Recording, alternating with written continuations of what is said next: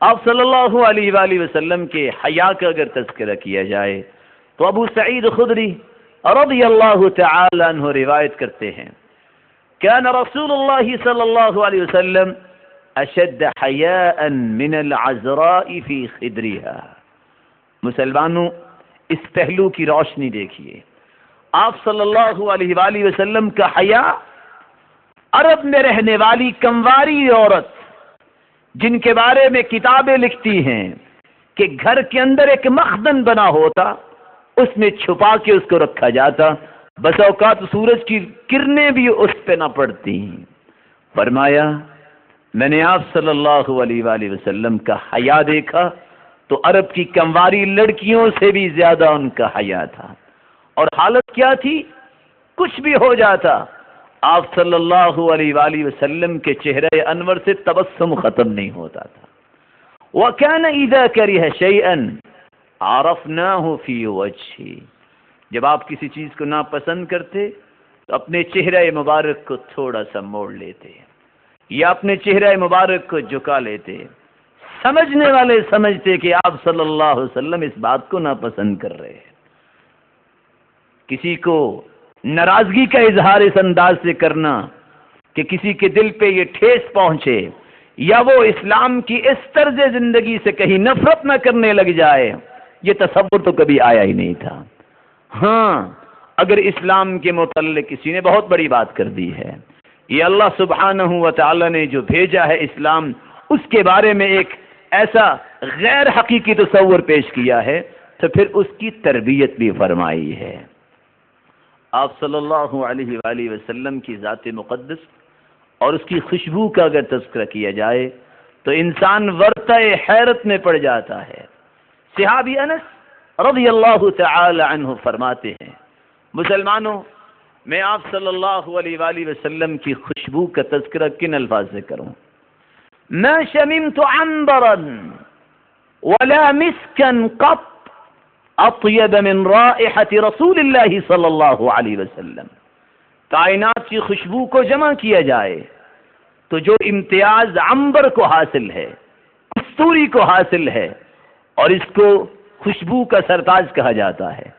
کہا اللہ کی قسم زندگی گزر گئی ہے، نہ عنبر کی خوشبو اتنی پائی ہے نہ کستوری کی پائی ہے جتنی خوشبو آپ صلی اللہ علیہ وآلہ وسلم کے جسد اطہر سے آیا کرتی تھی. اور صحابی رسول روایت کرتے ہیں ام سلیم رضی اللہ تعالی عنہ، آپ صلی اللہ علیہ وسلم ان کے گھر تشریف لائے. صحابی کہتے ہیں اتانا رسول اللہ صلی اللہ علیہ وسلم فقال عندنا، آپ قیلولہ کرنے کے لیے ہمارے پاس ہمارے گھر میں لیٹ گئے. فعرق، سخت گرمی ہے. مسلمانوں ہادی و مرشد زندگی کی کن کن کیفیات سے گزرتا ہے. فداہ ابی و امی و کل ما یملک نفسی. ہم سب کے والدین ان پہ قربان ہو جائیں، کس انداز سے انہوں نے زندگی گزاری. گرمی کے ماحول میں تشریف فرما ہے اور جسد اطہر سے پسینہ جو ہے جاری ہے. ام سلیم فجاءت امی بقارورہ وهي تسلط العرق فيها. ام سلیم رضی اللہ تعالی عنہ ایک بوتل لے کے آتی ہیں، صحیح مسلم کی روایت میں آپ کے سامنے پیش کر رہا ہوں، اور آ کر اس پسینے کو اس بوتل میں ڈالنا شروع کر دیتی ہے. فاستيقظ النبي صلی اللہ علیہ وسلم، اللہ کے رسول صلی اللہ علیہ وآلہ وسلم بیدار ہوئے اور فرمایا ماذا تصنعین یا ام سلیم، اے ام سلیم کیا کر رہی ہو؟ ام سلیم رضی اللہ تعالی عنہ جواب دیتی ہیں یا رسول اللہ صلی اللہ علیہ وسلم هذا عرقك نجعله في طيبنا فهو من اطيب الطيب. عربوں کے ہاں خوشبو بنانے میں، خوشبو لگانے میں بھی مقابلہ ہوتا تھا. ام سلیم فرماتی ہیں اللہ کے رسول صلی اللہ علیہ وسلم یہ آپ کا پسینہ مبارک جو میں بوتل میں ڈال رہی ہوں، جب یہ خوشبو میں شامل کروں گی تو کائنات کی خوشبوئیں اس کا مقابلہ نہیں کر سکیں گی. آپ صلی اللہ علیہ وآلہ وسلم کی صداقت کے باب کو اگر کھولا جائے تو یہ باب بھی ختم نہیں ہونے والا. کیسی صداقت؟ جس صداقت کو صرف مسلمانوں نے نہیں کافروں نے بھی تسلیم کیا اور صادق اور امین کا لقب پایا. آپ صلی اللہ علیہ وآلہ وسلم میدان احد میں تشریف فرما ہے. عبداللہ ابن قمیعہ پتھر اٹھاتا ہے اور آپ صلی اللہ علیہ وآلہ وسلم کی طرف پھینکتا ہے اور لفظ کیا استعمال کرتا ہے؟ خذها وانا ابن قمیعہ. یہ ابن قمیعہ کا وار برداشت کرو.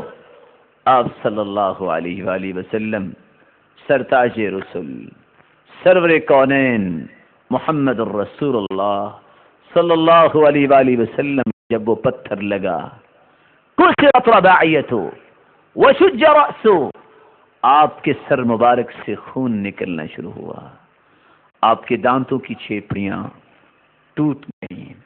آپ صلی اللہ علیہ وسلم کی زبان مقدس سے یہ الفاظ نکلے، ما لک اقناک اللہ، اللہ تیرے ٹکڑے کرے، میں نے تمہیں کیا کہا ہے، ایک اللہ کی طرف تمہیں بلایا ہے.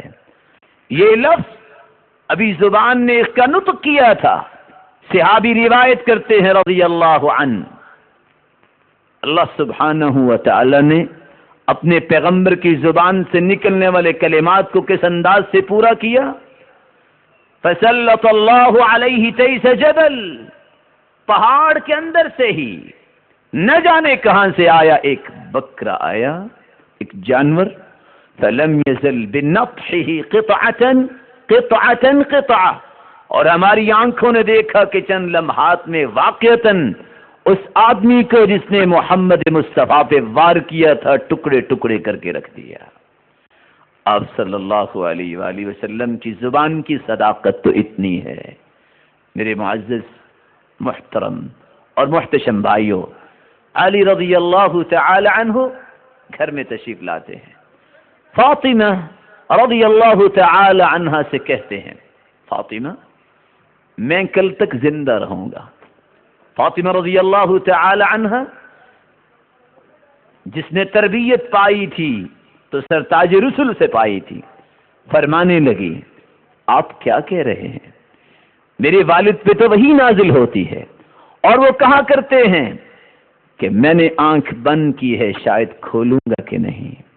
اتنا بھی انسانی زندگی پہ بھروسہ نہیں اور آپ کہہ رہے ہیں کہ میں کل تک زندہ رہوں گا. مسکرا کر جواب دیا، فاطمہ بات یہ نہیں ہے، بات یہ ہے کہ قرآن مجید میں اللہ سبحانہ و تعالی فرماتے ہیں وَمَا يَنْطِقُ عَنِ الْهَوَىٰ إِنْ هُوَ إِلَّا وَحْيٌ يُوحَىٰ. آپ صلی اللہ علیہ وآلہ وسلم کی زبان مقدس اپنی مرضی سے حرکت نہیں کرتی. یہ حرکت میں آتی ہی اس وقت ہے جب اللہ کی طرف سے وحی کا نزول ہو جایا کرتا ہے. آج اسی زبان اطہر نے مجھے کہا ہے کہ علی رضی اللہ تعالی عنہ کل تشریف لانا، میں تجھ سے بات کروں گا.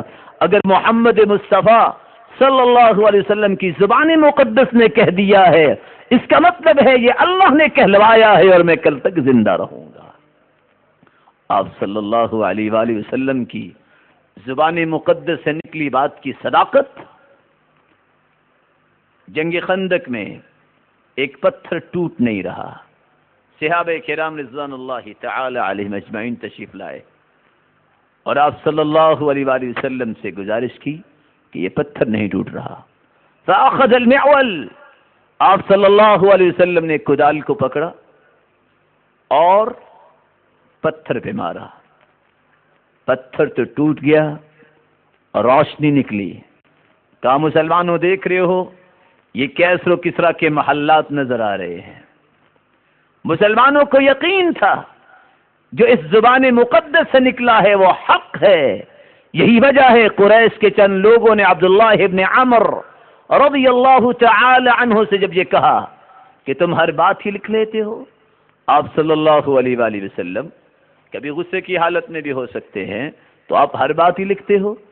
یہی پہلو آپ صلی اللہ علیہ وآلہ وسلم کے سامنے جب پیش کیا گیا تو آپ صلی اللہ علیہ وآلہ وسلم نے فرمایا اکتب فوالذی نفس محمد بیدی ما خرج منه الا الحق